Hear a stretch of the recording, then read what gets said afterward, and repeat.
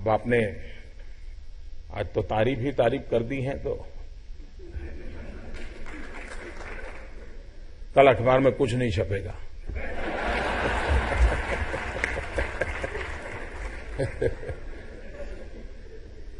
कुछ इधर उधर की बात बोलते तो छप जाता कुछ।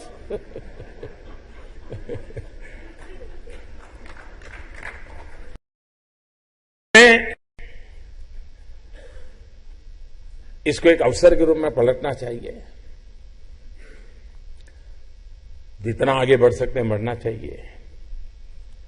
प्रवीण जी ने बाद में कहा कि ब्लैक मनी से मुक्ति लेनी चाहिए। कम से कम तालियां उस समय पड़ी।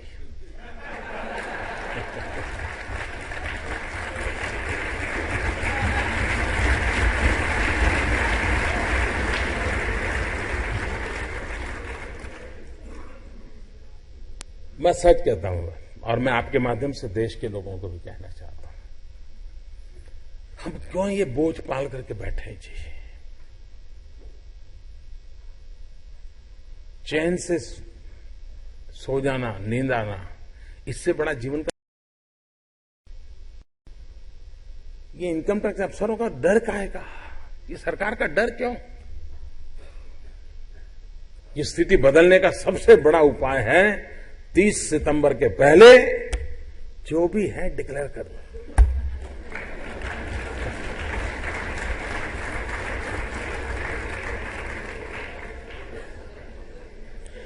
क्योंकि मैं नहीं चाहता हूं कि 30 सितंबर के बाद किसी की भी नींद खराब हो। मैं नहीं चाहता हूं।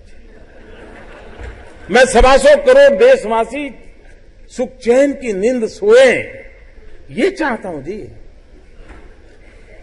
और मैं उस पाप को करना नहीं चाहता हूं जो 30 सितंबर को मुझे करना पड़े। इसलिए मैं आपको निमंत्रण देता हूं और आपके साथ जुड़े हुए लोगों को आप आसानी से बता दीजिए, क्योंकि सबसे ज्यादा आपसे जुड़े रहते हैं। मुझे जो ये एसोसिएशन के लोग, इतना हुआ जी कि आप लोगों ने खुलकर के सब बातें बताई, वरना सरकार को कोई बताता नहीं है। जब ये लहरी कमेटी बनी तो आपके लोग मिल के आए तो कहते थे, साहब हमारे यहां तो लोग ठेले में पैसा लेके आते थे,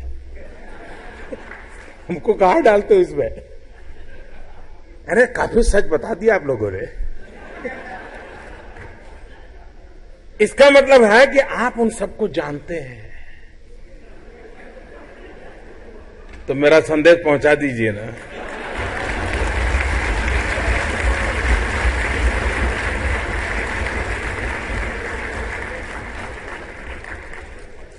क्योंकि ये आप ही का क्षेत्र है कि जहां उसको सबसे ज्यादा सुविधा है, उसके बाद जमीन वाले हैं, उसके बाद बिल्डिंग कंस्ट्रक्शन की दुनिया है, आप सबसे पहले हैं। तो आप मेरी मदद करेंगे, देश की मदद हो जाएगी। तो आपने देखा होगा संवाद से कितना फर्क आता है। हम आराम से अपनी कठिनाइयां बता सकते हैं। और अब आप इतना छोटा क्या मांग रहे हो प्रवीण जी? वो कह रहे एक मंत्री क्या देगा, एक डिपार्टमेंट है, एक मंत्रालय है। अरे पूरा प्रधानमंत्री रख लो यार।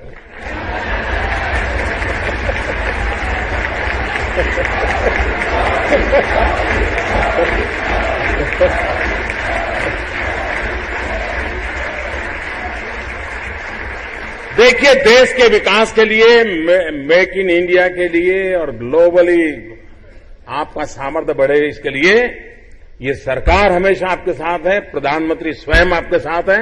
और इसलिए छोटे मंत्रालयों में मत उलझिए जी, मैं खुद आपके लिए बैठा हूं। लेकिन मैं आपको निमंत्रण देता हूं, देश अब पुराना जो जैसा आप करते थे अब छोड़िए उन चीजों को, बहुत हो चुका है जी। अब क्या जरूरत है? अब एक नए नियम बने हैं, नई व्यवस्था बनी है और अच्छाई के लिए बनी है, देश के विकास के लिए बनी है। हम सब मिलकर काम करें, देश को नई ऊंचाइयों पर ले जाएं। आपने आज मेरा स्वागत किया, सम्मान किया, इसके लिए मैं बहुत बहुत आपका आभारी हूं।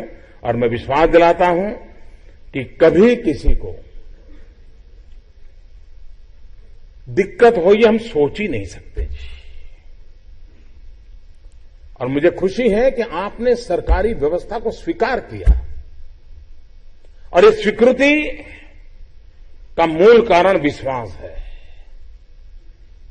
शायद इस सरकार पे भी आपका भरोसा न होता तो आज भी आप पुतले झलाते रहते होते, काम नहीं होता।